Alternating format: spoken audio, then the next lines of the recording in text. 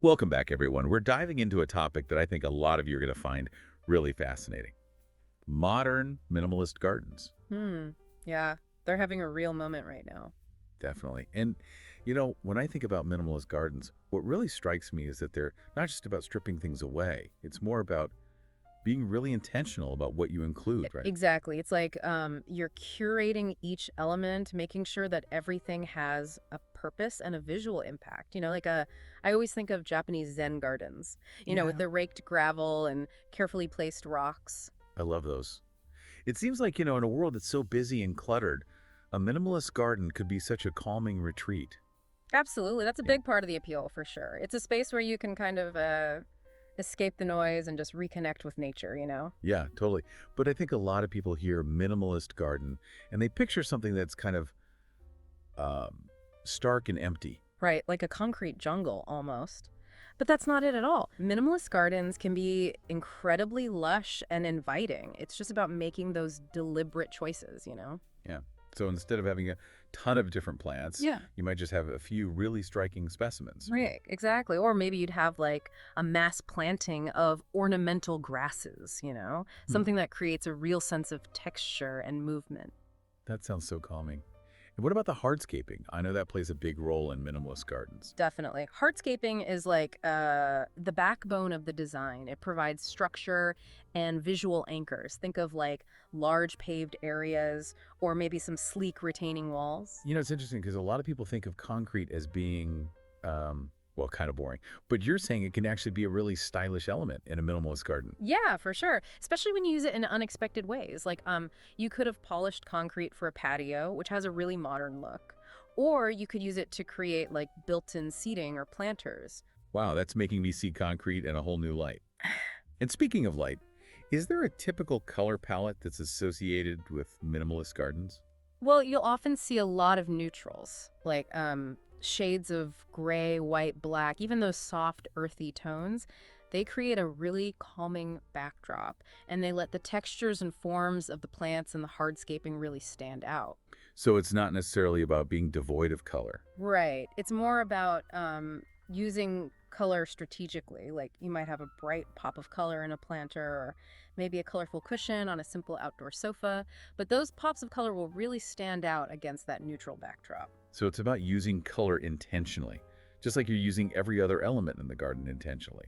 Yeah, I think I'm starting to get a real feel for what makes these gardens so special. But I imagine our listeners are probably wondering, okay, this sounds great, but how do I actually create this in my own backyard? Yeah, you've got to have a plan. I mean, the planning process is so important for any garden, but especially a minimalist one, because every element has to be carefully considered. So where do we even begin? What's the first step? Well, first, you have to get to know your space, right? Yeah. Like, what's the shape of your yard? What kind of soil do you have? How much sun does it get? And what if you don't have a ton of space? Uh, Can you still create a minimalist garden if you only have a small patio or balcony? totally. I mean, the principles of minimalist design can be applied to any space, big or small. In fact, sometimes it's even easier to create a sense of peace and tranquility in a smaller space because you're not tempted to, like, overfill it with stuff. That's so true. Less is definitely more in this case. So once we've assessed our space, what's the next step? Then it's time to start thinking about the hardscaping. Like, what kind of materials do you want to use? Concrete, stone, gravel, wood? And how do you want to lay them out?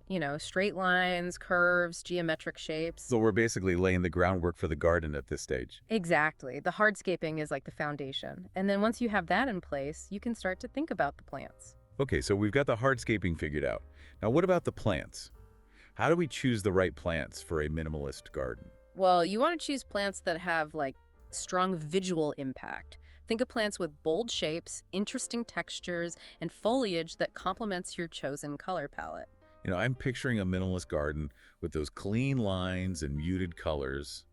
What kind of plants would really thrive in that setting? Ornamental grasses would be amazing. They have those upright forms and delicate textures, and they add movement and a touch of whimsy to the garden. I love the sound of that. Ah. What about if you wanted to include a few statement plants, those real showstoppers that draw the eye? Oh, then definitely Japanese maple. They're just like so elegant and serene. Or you could go with a sculptural succulent, like an agave or an aloe. They have those bold forms and striking textures that really make a statement. Those are great suggestions. We've talked a lot about shapes and forms, but texture is also such an important element in design, right? Oh, absolutely. Texture is what gives a garden depth and interest. And it's especially important in a minimalist garden because you don't want it to feel too stark or cold. So how do we use texture to prevent a minimalist garden from feeling too, um, well, minimal? You've got to layer different textures, like you might combine plants with smooth, linear leaves with plants that have broader, more architectural leaves. And don't forget about evergreens. They provide structure and a sense of permanence, which is really important in minimalist design. It seems like every element has to be carefully considered in a minimalist garden. Yeah, I mean, that's the beauty of it, right? It's all about intentionality. Every element has a purpose and nothing is there by accident. You mentioned that nothing is there by accident, and that makes me think of this idea of balance and proportion, because I imagine it's really easy to overcrowd a minimalist garden if you're not careful. Oh, totally. You got to resist the urge to add too much stuff. Because in a minimalist garden, even the empty space, what we call negative space, is an important design element. That's a concept I think a lot of people struggle with. Yeah. Letting go of the idea that every inch of the garden has to be filled with something. Right. It's about letting the eye rest and appreciate the individual elements. And that empty space actually helps to create a sense of calm and spaciousness. This has been so insightful. I feel like we've really covered the key principles of minimalist garden design. But you know what I'm really curious about? The materials.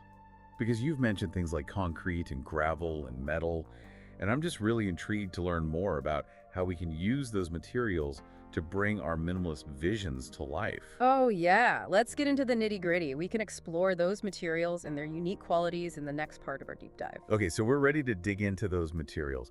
And you mentioned concrete and gravel, which I think some people might not immediately think of as being stylish. Yeah, but you've talked about how versatile they can be. So let's unpack that a bit. Concrete first.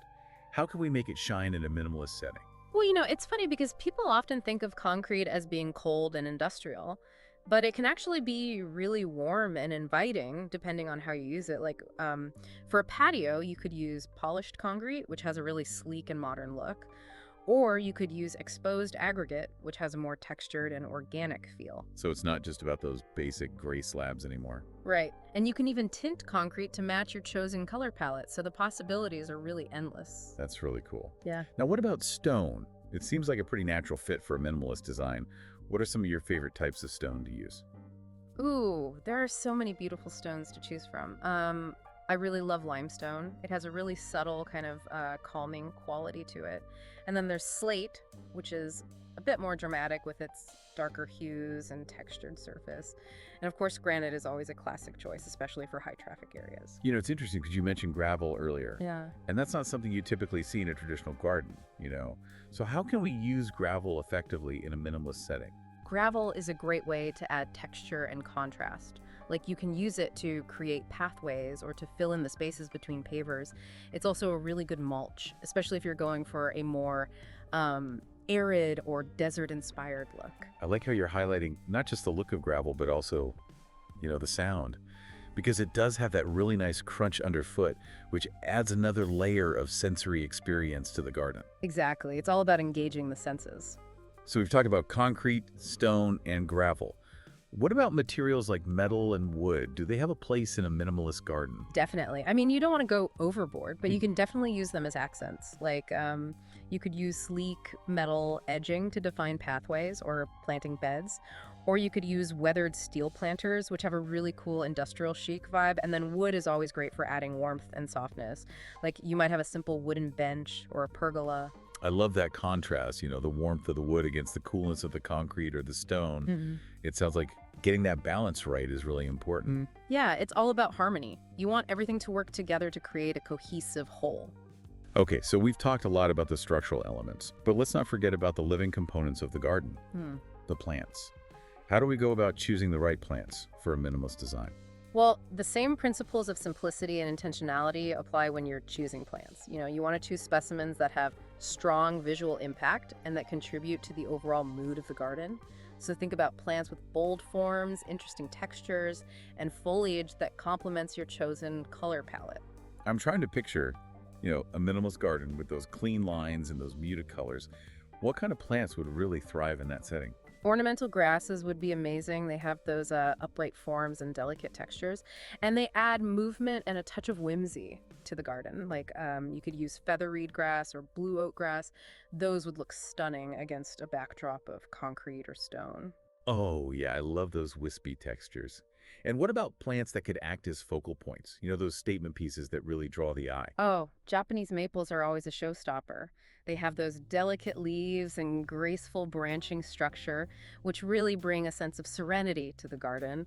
Or you could go with a sculptural succulent, like an agave or an aloe. They have those bold forms and striking textures that really make a statement. Those are great suggestions. We focused a lot on plants for their visual impact, but scent is also such an important element in garden design, right? How can we incorporate fragrance into a minimalist garden? Yeah, I mean, fragrance adds another layer of sensory experience.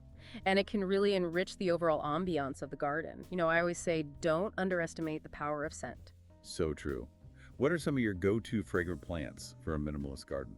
Lavender is always a classic choice. It has that really calming, relaxing scent. And then rosemary is another favorite. It has a fresh, herbaceous scent that's really invigorating. Oh, And star jasmine is amazing. It releases its fragrance in the evening, so it's perfect for creating a romantic ambiance. ooh, that sounds heavenly. Mhm. Now, we've talked about choosing plants, but what about placement? How do we arrange plants for maximum impact in a minimalist design? Well, placement is key in any garden design, but especially in a minimalist garden, because you want to avoid overcrowding. So instead of scattering plants randomly, create intentional groupings that draw the eye and create a sense of flow. Think about using repetition and rhythm. Like you might plant a row of identical shrubs along a wall, or you might create a cluster of grasses of varying heights. That makes sense. It's about creating that sense of order and harmony that we talked about earlier. Exactly. We've talked about a lot of design principles and plant choices. But let's get practical for a minute. Let's talk about maintenance. Because I imagine one of the appeals of a minimalist garden is that it's relatively low maintenance, right? Yeah, definitely. I mean, minimalist gardens, by their nature, tend to be more low maintenance because you have fewer plants and you're focusing more on hardscaping, so there's less weeding, less pruning, less watering. But there are still some essential maintenance tasks that you need to do to keep your garden looking its best. Okay, so what are those key tasks? I'm all for simplifying my gardening routine. Well, weed control is still important, especially around the edges of the hardscaping and in planting beds.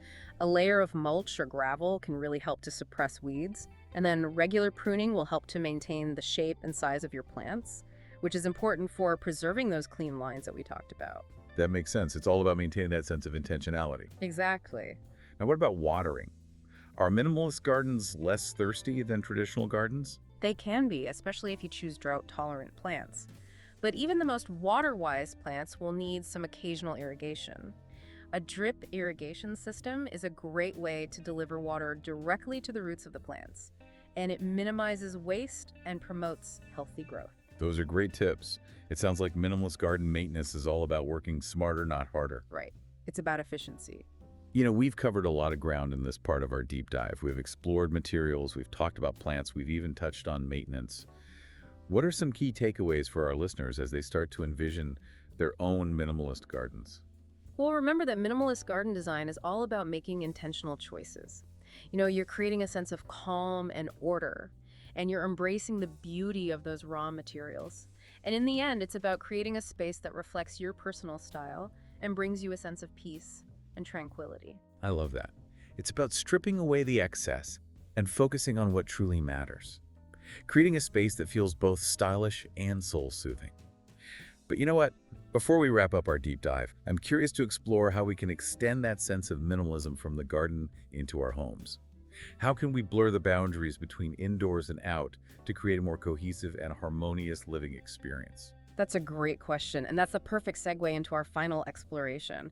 We'll dive into that seamless connection between minimalist gardens and our interior living spaces next. We've explored all those key elements of minimalist gardens, but you know what I'm really fascinated by? It's that connection between our outdoor space and our indoor living areas. How we can kind of blur those lines. It's all about creating flow, isn't it? Like a Yeah. sense of continuity between the inside and the outside. Exactly. So how do we do that? What are some ways to create that seamless transition? Well, I think a lot of it has to do with sightlines, like if you have big windows or sliding glass doors, that can really help to connect those two spaces visually. Oh, yeah. So you're framing those carefully chosen elements almost like they're a living work of art that you can enjoy from inside. Nice. Exactly. It's like bringing the outdoors in a way. I love that. And what about the design elements themselves? Like, are there things we can do to sort of uh, echo those elements from the garden into our homes? Definitely. I mean, using similar materials and color palettes can really help to create that sense of cohesion. Like, if you have a lot of natural wood in your home, you might want to use a wooden deck in your garden. Or if you have like a modern interior with sleek lines, you might want to use concrete pavers or metal edging in your garden design. It's almost like you're creating a design language that extends from the inside out. Yeah. Uh, And it just makes everything feel more harmonious and unified. And I'm thinking about lighting Yeah. because, as the day transitions into evening, lighting becomes even more important, right? Lighting is crucial for setting the mood and creating ambiance, both indoors and out. So, yeah, how you light your garden can definitely impact the overall feel of your home, too. So what are some good lighting strategies for creating that indoor-outdoor connection? Well, I think it's important to use a warm, inviting light, instead of those harsh floodlights that can sometimes feel a little bit sterile. Yeah, totally. So you might use like path lights to illuminate walkways, or uplights to accentuate trees or sculptures, and string lights are always a fun way to create ambiance on a patio or deck. Ooh, yeah, those are so magical. Now, are there other elements besides lighting that we can use to kind of blur those boundaries between the garden and the home? Scent. Don't forget about scent. Fragrant plants can be a really powerful way to connect those two spaces. Like if you plant lavender or jasmine near a window or a doorway, the scent will waft into your home and create this beautiful sensory experience. Oh, that sounds lovely. I'm all about engaging the senses. We talked about visual connections, we talked about scent. What about sound? Does sound play a role in creating that harmonious flow? Oh, absolutely. Those calming sounds that we talked about earlier, the rustling leaves, the water feature, the birds chirping, they can really create this soothing backdrop that extends from the garden into your home. It's like bringing that tranquility of nature indoors. But what if you live in a city, where there's a lot of noise pollution? Can you still create that sense of peace and quiet? Yeah, I mean, it can be more challenging, but it's definitely possible. A water feature can actually be really helpful in a city environment because it can help to mask some of that unwanted noise. Oh, that's a great tip.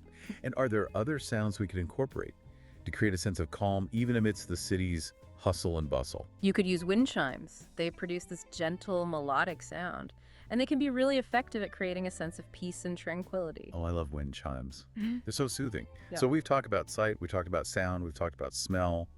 What about touch? Are there ways to incorporate tactile elements that can kind of bridge that gap between the garden and the home? Totally. I mean, think about extending those textures that you have in your garden into your home. Like, you could bring in some natural elements like smooth stones or pieces of driftwood, or you could use textiles that mimic the textures you find in your garden, like linen or wool, something with like a nubby weave. I love those ideas. You just add that extra layer of connection and really make the space feel complete. This has been such a fascinating exploration.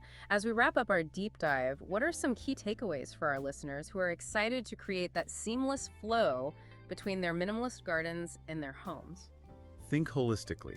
Consider how those design choices that you make in your garden can be reflected in your home's interior to really create a cohesive and harmonious living experience. It's all about blurring those boundaries, right? And embracing the idea that our gardens are an extension of our living spaces. Any final words of inspiration for our listeners as they embark on their minimalist garden journeys? Remember that minimalist garden design is more than just aesthetics. It's a philosophy. It's a way of life that embraces simplicity, intentionality, and a deep connection with nature. It's about creating a space that brings you joy, peace, and a sense of belonging. Beautifully said. I think that's a perfect note to end on. It's about creating a sanctuary, both indoors and out, where we can reconnect with ourselves and with the natural world. And to all of you listening, we hope you feel inspired to create your own minimalist havens. Happy gardening.